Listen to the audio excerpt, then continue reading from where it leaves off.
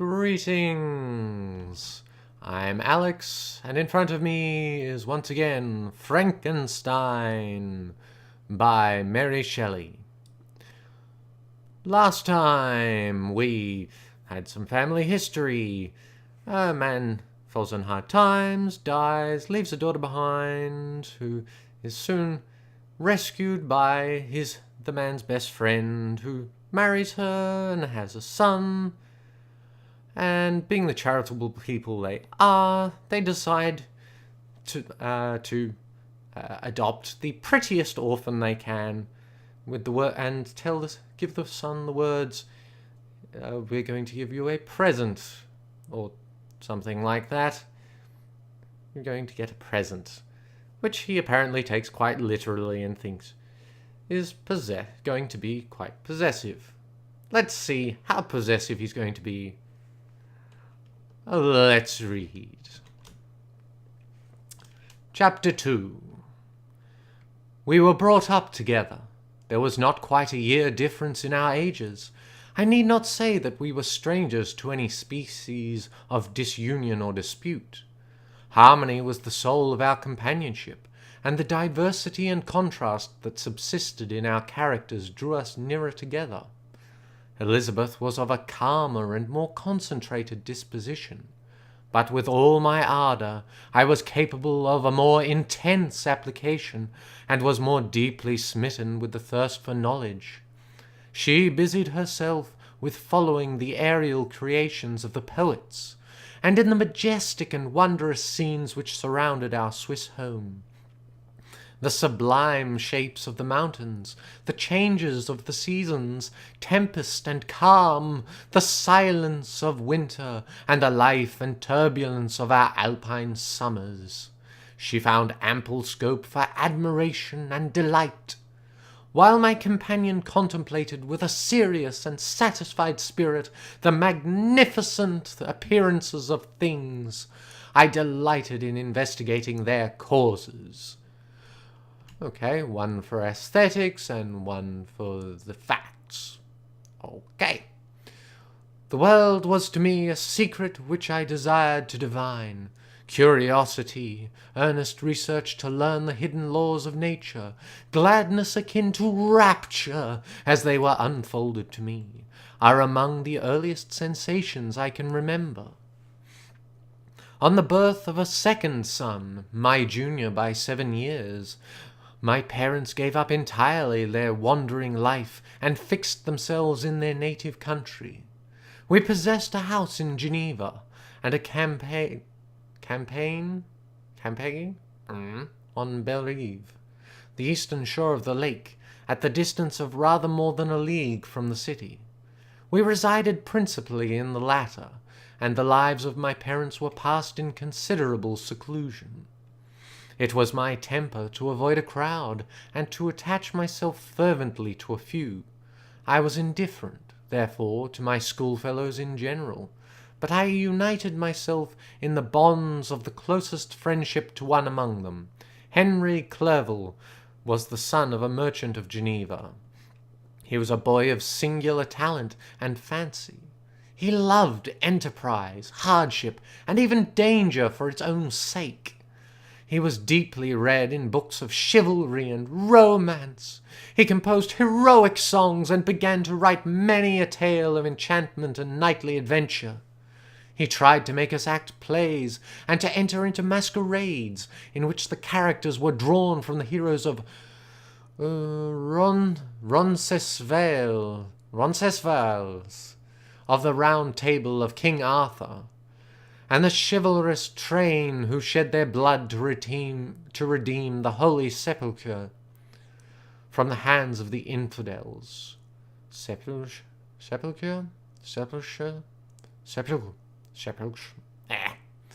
No human being could have passed a happier childhood than myself. My parents were possessed by the very spirit of kindness and indulgence. We felt that they were not the tyrants to rule our lot according to their caprice, but the agents and creators of all the many delights which we enjoyed. When I mingled with other families, I distinctly discerned how peculiarly fortunate my lot was, and gratitude assisted the development of filial love. Yes, not all children appreciate their parents. My temper was sometimes violent, and my passions vehement.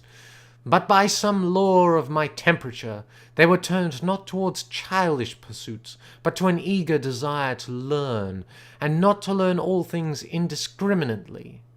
I confess that neither the structure of languages, nor the code of governments, nor the politics of various states possessed attractions for me. It was the secrets of heaven and earth that I desired to learn, and whether it was the outward substance of things or the inner spirit of nature and the mysterious soul of man that occupied me, still my inquiries were directed to the metaphysical, or in its highest sense, the physical secrets of the world.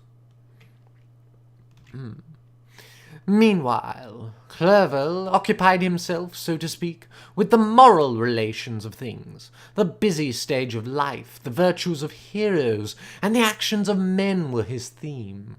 And his hope and his dream was to become one among those whose names are recorded in story as the gallant and adventurous benefactors of our species. The saintly soul of Elizabeth shone like a shrine-dedicated lamp in our peaceful home. Her sympathy was ours, her smile, her soft voice, the sweet glance of her celestial eyes were ever there to bless and animate us. She was the living spirit of love to soften and attract. I might have become sullen in my study, rough through the ardour of my nature, but that she was there to subdue me, to a semblance of her own gentleness. And Clerval? Could aught ill entrench on the noble spirit of Clerval? Yet he might not have been so perfectly humane, so thoughtful in his generosity, so full of kindness and tenderness amidst his passion for adventurous exploit, had she not unfolded to him the real loveliness of beneficence, and made the doing good the end and aim of his soaring ambition. I feel exquisite pleasure in dwelling on the recollections of childhood, before misfortune had tainted my mind and changed its bright visions of extensive usefulness into gloomy and narrow reflections upon self. Besides, in drawing the picture of my early days, I had also recorded those events which led, by insensible steps, to my after-tale of misery. For when I would account to myself for the birth of that passion which afterwards ruled my destiny, I found it arise, like a mountain river, from ignoble and almost forgotten sources. But swelling as it proceeded, it became the torrent which in its course has swept away all my hopes and joys. Natural philosophy is the genius that has regulated my fate. I desire, therefore, in this narration, to state those facts which led to my predilection for that science. When I was 13 years of age, we all went on a party of pleasure to the baths near Thonon. The inclemency of the weather obliged us to remain a day confined to the inn. In this house I chanced to find a volume of the works of Cornelius Agrippa. I opened it with apathy. The theory which he attempts to demonstrate, and the wonderful facts which he relates, soon changed this feeling into enthusiasm. A new light seemed to dawn upon my mind, and bounding with joy, I communicated my discovery to my father. My father looked carelessly at the title page of my book and said, Cornelius Agrippa. My dear Victor, do not waste your time upon this. It is sad trash. If, instead of this remark, my father had taken the pains to explain to me that the principles of Agrippa had been entirely exploded, and that a modern system of science had been introduced which possessed much greater powers than the ancient, because the powers of the latter were chimerical, while those of the former were real and practical. Under such circumstances I should certainly have thrown Agrippa aside, and have contented my imagination, warmed as it was, by returning with greater ardour to my former studies. It is even possible that the train of my ideas would never have received the fatal impulse that led to my ruin. But the cursory glance my father had taken of my volume by no means assured me that he was acquainted with its contents, and I continued to read with the greatest avidity. When I returned home, my first care was to procure the whole works of this author, and afterwards of Paracelsus and Albertus Magnus. I read and studied with the wild fancies of these writers with delight. They appeared to me treasures known to few beside myself. I have described myself as always having been imbued with a fervent longing to penetrate the secrets of nature. In spite of the intense labour and wonderful discoveries of modern philosophers, I always came from my studies discontented and unsatisfied. Sir Isaac Newton is said to have avowed that he felt like a child picking up shells beside the great and unexplored ocean of truth. Those of his successors in each branch of natural philosophy with whom I was acquainted appeared even to my boy's apprehensions as tyros engaged in the same pursuit. The untaught peasant beheld the elements around him and was acquainted with their practical uses. The most learned philosopher knew little more. He had partially unveiled the face of nature, but her immortal lineaments were still a wonder and a mystery. He might dissect, anatomize, and give names, but not to speak of a final cause. Causes in their secondary and tertiary grades were utterly unknown to him. I had gazed upon the fortifications and impediments that seemed to keep human beings from entering the citadel of nature, and rashly and ignorantly I had repined. But here were books, and here were men who had penetrated deeper and knew more. I took their word for all that they averred, and I became their disciple. It may have appeared strange that such should arise in the 18th century, but while I followed the routine of education in the schools of Geneva, I was, to a great degree, self-taught with regard to my favourite studies. My father was not scientific, and I was left to struggle with a child's blindness, added to a student's thirst for knowledge. Under the guidance of my new preceptors, I entered with the greatest diligence into the search of the philosopher's stone and the elixir of life, but the latter soon obtained my undivided attention. Wealth was an inferior object, but what glory would attend the discovery if I could banish disease from the human frame, and render man invulnerable to any but a violent death? Nor were these my only visions. The raising of ghosts or devils was a promise liberally accorded by my favourite authors, the fulfilment of which I most eagerly sought. And if my incantations were always unsuccessful, I attributed the failure rather to my own inexperience and mistake them to a want of skill or fidelity in my instructors. And thus, for a time, I was occupied by exploded systems, mingling, like an unadept, 1,000 contradictory theories, and floundering desperately in a very slough of multifarious knowledge, guided by an ardent imagination and childish reasoning, till an accident again changed the current of my ideas. When I was about 15 years old, we had retired to our house near Bellerive, when we witnessed a most violent and terrible thunderstorm. It advanced from behind the mountains of Jura, and the thunder burst at once with frightful loudness from various quarters of the heavens. I remained while the storm lasted, watching its progress with curiosity and delight. As I stood at the door, on a sudden I beheld a stream of fire issued from an old and beautiful oak which stood about 20 yards from our house. And so soon as the dazzling light vanished, the oak had disappeared, and nothing remained but a blasted stump.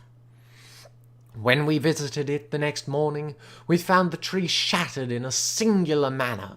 It was not splintered by the shock, but entirely reduced to thin ribbons of wood. I never beheld anything so utterly destroyed. Before this, I was not unacquainted with the more obvious laws of electricity. On this occasion, a man of great research in natural philosophy was with us, and excited by this catastrophe, he entered on the explanation of a theory which he had formed on the subject of electricity and galvanism, which was at once new and astonishing to me. All that he said threw greatly into the shade Cornelius Agrippa, Albertus Magnus, and Paracelsus, the lords of my imagination. But by some fatality the overthrow of these men disinclined me to pursue my accustomed studies. It seemed to me as if nothing would or could ever be known. All that had so long engaged my attention suddenly grew despicable, by one of those caprices of the mind which we are perhaps most subject to in early youth. I at once gave up my former occupations, set down natural history and all its progeny as a deformed and abortive creation, and entertained the greatest disdain for a would-be science which could never even step within the threshold of real knowledge. In this mood of mind I betook myself to the mathematics and the branches of study appertaining to that science as being built upon secure foundations, and so worthy of my consideration. Thus strangely are our souls constructed, and by such slight ligaments are we bound to prosperity or ruin. When I look back, it seems to me as if this almost miraculous change of inclination and will was the immediate suggestion of the guardian angel of my life, the last effort made by the spirit of preservation to avert the storm that was even then hanging in the stars and ready to envelop me.